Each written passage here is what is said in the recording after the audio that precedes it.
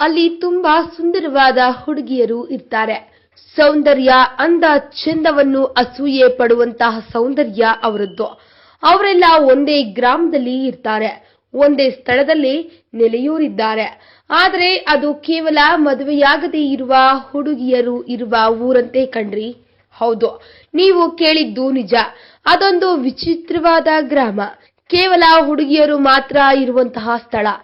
ಏನೇ ಅಚ್ಚರಿ, ಅದು ಎಲ್ಲಿದೆ ಅಂತ ತಿಳ್ಕೊಳ್ಳೋಣ ಬನ್ನಿ. ಅಸಲಿ ವಿಷಯಕ್ಕೆ ಹೋದಾಗ ಇದೆಲ್ಲ ಅರ್ಥವಾಗುತ್ತೆ. ಆ ಗ್ರಾಮದ ಹೆಸರು ನೋಯಿವೋಡು ಒಡಿರೆ. ಇದು ಬ್ರೆಜಿಲ್ ದೇಶದಲ್ಲಿದೆ. ಇಲ್ಲಿ ಒಟ್ಟಾರೆ 600 ಜನ ಹುಡುಗಿಯರು ಒಂದೆಡೆ ಸೇರಿದ್ದಾರೆ. ಅವರ ವಯಸ್ಸು 20 ರಿಂದ 35 ವರ್ಷಗಳು. ಆ ಊರಿನಲ್ಲಿ ಈಗಾಗಲೇ ಎಲ್ಲಾ ಹುಡುಗರಿಗೆ ಮದುವೆ ಆಗಿದೆ. ಒಂದು ವೇಳೆ ಯಾವೊಬ್ಬ ಹುಡುಗ ಉಳಿದಿದ್ರು ಆತನನ್ನ ಮದುವೆಯಾಗೋಣ ಅಂದ್ರೆ 80% ಹುಡುಗಿಯರಿಗೆ ಆ ಹುಡುಗ ಅಣ್ಣ, ತಮ್ಮ, ಸಹೋದರ, ಸಂಬಂಧಿ ಆಗ್ತಾನಂತೆ. ಹಾಗೆ ಮದುವೆ ಮಾಡ್ಕೊಳ್ಳೋದು ಆಗೋದೇ ಇಲ್ಲ. ಇದರೊಂದಿಗೆ ಮದುವೆಯಾಗಿರುವ ಪುರುಷರೊಂದಿಗೆ ಸಹಜೀವನ ಮಾಡ್ತಾರಂತೆ ಆ ಹುಡುಗಿಯರು. ಇನ್ನೊಂದ್ ಕಡೆ ಅವರು ಆ ಗ್ರಾಮವನ್ನ ಬಿಟ್ಟು ಬೇರೆಲ್ಲೂ ಹೋಗೋಲ್ವಂತೆ. ಇದರಿಂದ ಅಕ್ಕಪಕ್ಕದ ಊರಿನ ಪುರುಷರು ಸಹ ಇವರನ್ನ ಮದುವೆಯಾಗೋದಕ್ಕೆ ಅವಕಾಶವಿಲ್ಲ. ಕೊನೆಗೆ ಅಲ್ಲಿರುವವರೆಲ್ಲರೂ ಸೇರಿ ಮಹಿಳಾ ರಾಜ್ಯವನ್ನೇ ನಿರ್ಮಿಸಿಕೊಂಡಿದ್ದಾರೆ. ಇನ್ನು ಅಲ್ಲಿ ಆಡಳಿತವೆಲ್ಲ ಅವರದ್ದೇ. ಎಲ್ಲಾ ಕೆಲಸಗಳನ್ನ ಹೆಂಗಸರೇ ಮಾಡ್ತಾರೆ. ಕೊನೆಗೆ ಆ ಗ್ರಾಮದಲ್ಲಿ ಪುರುಷರು ಯಾವುದೇ ರೀತಿಯ ಕೆಲಸ ಮಾಡಲು ಸಹ ಈ ಹೆಂಗಸರು ಅವಕಾಶವನ್ನ ಮಾಡ್ಕೊಡಲ್ವಂತೆ. ಹೀಗಾಗಿ ಅದು ಪರಿಪೂರ್ಣ ಹುಡುಗಿಯರ ಗ್ರಾಮವಾಗ್ಬಿಟ್ಟಿದೆ. ಇನ್ನು ಆ ಗ್ರಾಮದಲ್ಲಿ ಮದುವೆಯಾದ ಪುರುಷರು ಬೇರೆ ಊರುಗಳಿಗೆ ಕೆಲಸಕ್ಕೆ ಹೋಗ್ತಾರಂತೆ. ಅವರು ಅಲ್ಲಿ ಕಾರ್ಯನಿರತರಾಗಿ ವೀಕೆಂಡ್ ನಲ್ಲಿ ಮಾತ್ರ ಬಂಧುಗಳಂತೆ ಬಂದು ಹೋಗ್ತಾರೆ. ಇನ್ನೊಂದು ವಿಷಯ ಏನಪ್ಪಾ ಅಂದ್ರೆ 18 ವರ್ಷ ದಾಟಿದ ನಂತರ ಹುಡುಗರನ್ನ ಆ ಗ್ರಾಮದವರು ಹೊರದುಡ್ತಾರಂತೆ. ಮತ್ತೆ ಅವರು ಊರಿಗೆ ಬರ್ಬೇಕಂದ್ರೆ ಮದ್ವೆ ಮಾಡ್ಕೊಂಡೇ ಬರ್ಬೇಕಂತೆ. ಇಲ್ಲ ಅಂದ್ರೆ ಅವರಿಗೆ ನೋ ಎಂಟ್ರಿ.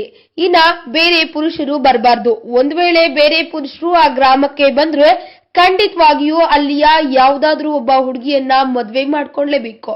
ಇನ್ನು ಮದ್ವೆ ಮಾಡ್ಕೊಳ್ಳೋದಕ್ಕೂ ತಮ್ಮದೇ ಆದ ರೂಲ್ಸ್, ರೆಗ್ಯುಲೇಷನ್ಸ್ ಅನ್ನ ಫಾಲೋ ಮಾಡ್ಬೇಕಂತೆ. ಅದಕ್ಕೆ ರೆಡಿ ಆಗಿರುವವರನ್ನ ಮಾತ್ರ ಅವರು ಮದ್ವೆ ಆಗ್ತಾರೆ. ಅದಕ್ಕೆ ಅಂಗೀಕಾರ ಮಾಡುವವರನ್ನ ಮಾತ್ರ ಮದ್ವೆ ಆಗ್ತಾರೆ. ಇನ್ನ ಇದ್ರ ಬಗ್ಗೆ ಇತ್ತೀಚೆಗಷ್ಟೇ ಅವರು ಬಹಿರಂಗ ಸಭೆಯನ್ನ ನಡೆಸಿದ್ರು. ಇಷ್ಟೆಲ್ಲ ನಡೆಯಲು ಅಲ್ಲಿ ಕಾರಣ ಏನಪ್ಪಾ ಅಂದ್ರೆ ಮ್ಯಾರಿಯೋ ಸಿನೋರಿಯಾ ಎಂಬ ಒಬ್ಬ ಹುಡುಗಿ ತಾನು ಮದುವೆಯಾಗಲು ನಿರಾಕರಿಸಿದ್ರಿಂದ ಆ ಊರಿನಿಂದ ಹೊರದೂಡಿದ್ರಂತೆ.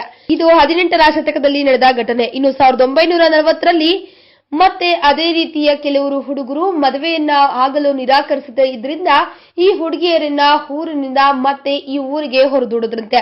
ಹೀಗಾಗಿ ಅಲ್ಲಿ ಒಬ್ಬಾತ ಚರ್ಚ್ ನ ನಡೆಸಿದ್ದಂತೆ. ಇನ್ನ ಈ ಚರ್ಚ್ ಹಲವು ರೂಲ್ಸ್ ಅನ್ನ ಹೊಂದಿದ್ವು. ಇನ್ನ ಇದರ ಕಟ್ಟುಪಾಡುಗಳಿಗೆ ಅವರು ಬೇಸತ್ತು ಹೋಗಿದ್ರಂತೆ. ಇನ್ನು ಆ ಚರ್ಚ್ ನ ಪ್ರಮುಖ ಫಾದರ್ ತೀರಿ ಹೋದ ನಂತರ ಇಡೀ ಅಲ್ಲಿರುವ ಆಡಳಿತವೆಲ್ಲ ಮಹಿಳಾ ಆಡಳಿತವಾಗಿ ಮಾರ್ಪಟ್ಟಿದೆ. ಇನ್ನು ತಮಗೆ ಇಷ್ಟವಾದ ಸರ್ಕಾರವನ್ನ ಅವರೇ ರೂಪಿಸಿಕೊಂಡಿದ್ದಾರೆ. ಹೀಗಾಗಿ ಅದು ಹುಡುಗಿಯರಿರುವ ಸ್ಥಳವಿದ್ದು ನಮ್ಮ ಜನ್ಮದಲ್ಲಾದ್ರೂ ಒಂದಾನೊಂದು ದಿನ ಆ ಒಂದು ಸುಂದರವಾದ ಹುಡುಗಿಯರ ಸ್ಥಳಕ್ಕೆ ಹೋಗ್ಲೇಬೇಕು ಅಂತ ಅನಿಸುವಷ್ಟು ಸುರಸುಂದರಿಯರು ಅವರು. ಈ ವಿಡಿಯೋ ಬಗ್ಗೆ ನಿಮ್ಮ ಅನಿಸಿಕೆ ಹಾಗೂ ಅಭಿಪ್ರಾಯಗಳನ್ನು ನಮ್ಮ ಕಮೆಂಟ್ ಬಾಕ್ಸ್ ನಲ್ಲಿ ತಿಳಿಸಿ. ಈ ವಿಡಿಯೋನ ಲೈಕ್ ಮಾಡಿ, ಶೇರ್ ಮಾಡಿ ಹಾಗೂ ಮತ್ತಷ್ಟು ಕುತೂಹಲಕಾರಿ ವಿಷಯಗಳಿಗಾಗಿ ತಪ್ಪದೇ ನಮ್ಮ ಯೂಟ್ಯೂಬ್ ಚಾನೆಲ್ ಅನ್ನು ಸಬ್ಸ್ಕ್ರೈಬ್ ಮಾಡಿ. ನಾನು ಟಾಪ್ ಕನ್ನಡ ಟಿವಿ ಬಗ್ಗೆ ಕೇಳಿದ್ದೆ, ಬಟ್ ಇವಾಗ ಗೊತ್ತಾಯ್ತು 1 lakh ಸಬ್ಸ್ಕ್ರೈಬರ್ಸ್ ಮೇಲೆ ಆಗಿದ್ದಾರೆ ಅಂತ. So wish you all the very best to top Kannada.